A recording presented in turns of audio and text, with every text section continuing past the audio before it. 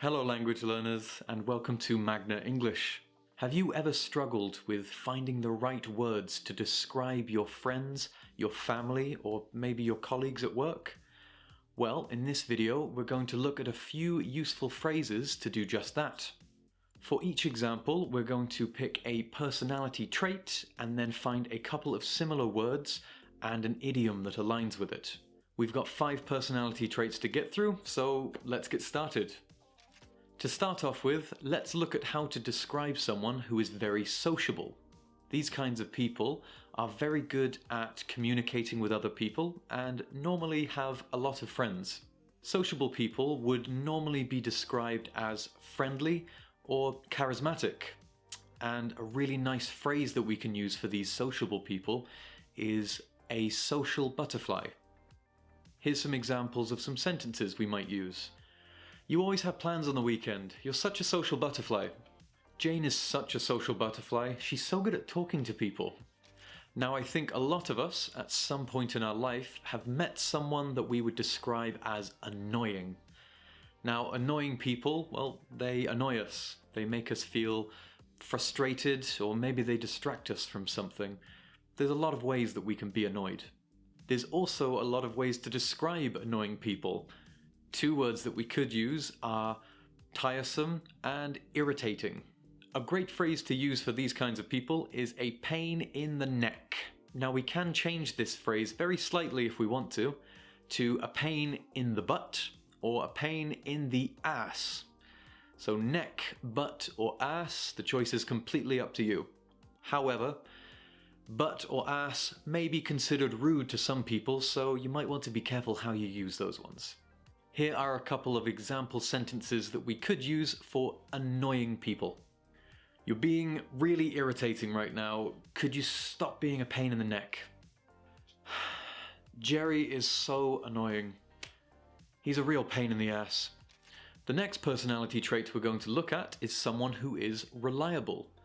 So when we say someone is reliable, we mean that we can really trust that person. For example, a reliable person could be that friend that's always available to help you move house, or maybe it's someone who gives us really good advice. Some other ways that we could describe a reliable person is trustworthy, or if you want to go with a little bit of slang, you could describe someone as solid. An idiom that fits really well for a reliable, trustworthy person is sound as a pound. Here are some examples of sentences we can use to describe a reliable person. Oh, what, Dave? No, he's solid. Sound as a pound. Thank you so much, Lisa. You're sound as a pound. I can always count on you. Now, how about those people we know who are incredibly motivated? These kinds of people are always working towards success, whether it be in their personal lives or maybe their professional lives too. A motivated person is someone who gets up really early in the morning to exercise and stays up really late at night to finish their work or finish their projects. A couple of other words that we could use to describe these kinds of people are determined and driven. And a useful phrase to use for these kinds of people is describing them as a go-getter. Here are some examples.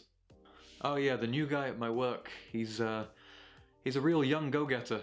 Yeah, he's really driven. Catherine spends 14 hours a day working at her job and studying. She's such a motivated person.